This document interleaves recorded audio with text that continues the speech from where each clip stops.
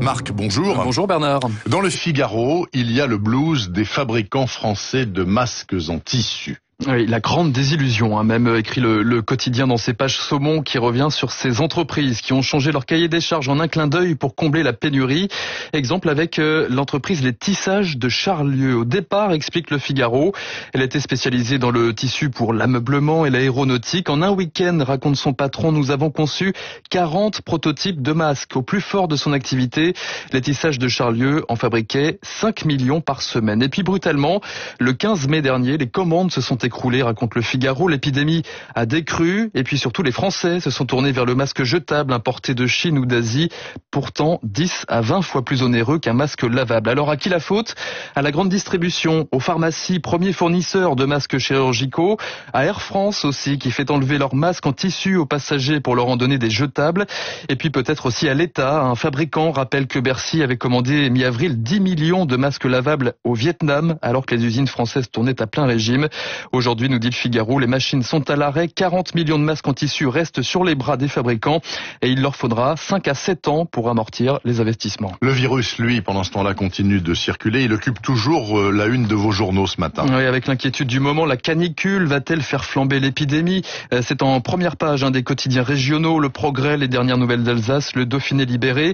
Une propagation silencieuse en plein cœur de l'été. Ça, c'est à lire dans La Croix et le Figaro ce matin, qui explique que les malades sont de plus en plus jeunes et c'est un casse-tête pour les autorités sanitaires car la moitié des cas positifs sont asymptomatiques. Autant de malades qui potentiellement passent sous les radars. Les regroupements festifs cet été ne risquent pas d'arranger les choses, écrit le Figaro. En témoigne le nombre d'interventions pour tapage nocturne dans la capitale en hausse de 34%. Alors inconscients les jeunes, c'est un peu plus compliqué que ça, nous dit le journal. Oui, les gestes barrières ne sont pas toujours respectés, mais pas plus que les autres tranches d'âge, raconte par exemple Léo. Le trentenaire ajoute, je sais que ce n'est pas bien, mais quand on voit que les politiques se font la bise pendant le remaniement, il faut se poser des questions. Il y a aussi, bien sûr, une femme à la une des journaux ce matin, Gisèle Halimi. Oui, une grande photo en noir et blanc, celle d'un plaidoyer de cette infatigable avocate qui nous a quittés hier. Cliché à retrouver en couverture de Libération et de l'Humanité. La Croix retient de son côté une figure passionnée du féminisme. Un thème résolument d'actualité, nous rappelle les quotidiens aussi ce matin. Le Parisien, dans les pages locales, revient sur l'affaire Christophe Girard, écarté de la mairie de Paris pour ses liens avec l'écrivain Gabriel Matzneff. L'engagement féministe en question aussi dans le journal Le Monde. Tribune au vitriol signée Mazarine Pinjot contre ce qu'elle nomme le nouveau féminisme qui se complaît, dit-elle, dans la morale au lieu d'agir de façon politique. Une certaine jeunesse sans désir mais pleine de colère, poursuit-elle. Des jeunes femmes mieux loties que leur mère et leur grand-mère qui ont déblayé le terrain pour continuer le combat.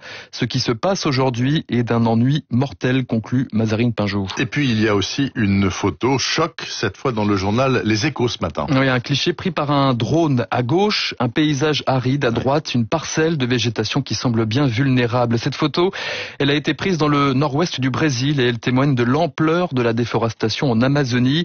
La destruction est proche du point de non-retour. Article édifiant à lire en page 5 des Échos. Le quotidien économique nous explique que 20% de la forêt amazonienne aurait été détruite et le rythme est inquiétant. 1034 km² partis en fumée au mois de juin, rien qu'au mois de juin, un record, nous dit le journal. Un climatologue s'inquiète, nous sommes très proches du point d'inflexion. D'ici 15 ans, l'Amazonie pourrait bien se transformer en savane. Et ce n'est pas le seul risque, selon les Échos, car cette déforestation pourrait favoriser l'apparition de nouveaux virus. Près de 500 nouveaux ont été identifiés. L'Amazonie possède la plus grande biodiversité de la planète, mais n'a pas encore fait surgir de pandémie. Pourtant, précise un climatologue, tous les ingrédients sont aujourd'hui réunis. Et on termine cette revue de presse, Marc, par un mystère enfin résolu dans le monde de l'art. Ça concerne Van Gogh. Oui, c'est le Parisien qui nous raconte cette histoire à l'occasion des 130 ans de la disparition du peintre Van Gogh. Aujourd'hui, un des spécialistes mondiaux de l'œuvre est parvenu à retrouver le lieu exact qui a inspiré le dernier tableau du peintre, un tableau intitulé Racines d'arbre, qui a été peint quelques heures aussi même avant sa mort à Auvers-sur-Oise. Une découverte qui doit beaucoup au hasard et au confinement, écrit le Parisien. Ce spécialiste de Van Gogh rangeait des cartes postales anciennes Seine. Et son attention s'est attardée sur l'une d'entre elles, montrant un arbre avec ses racines, les mêmes que dans le tableau de Van Gogh. Rien n'avait bougé sur place, raconte l'intéressé.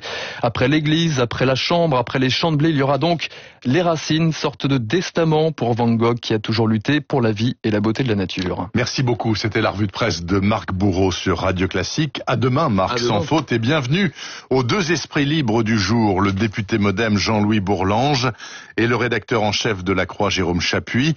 Ils m'ont l'air chaud comme la braise. À tout de suite.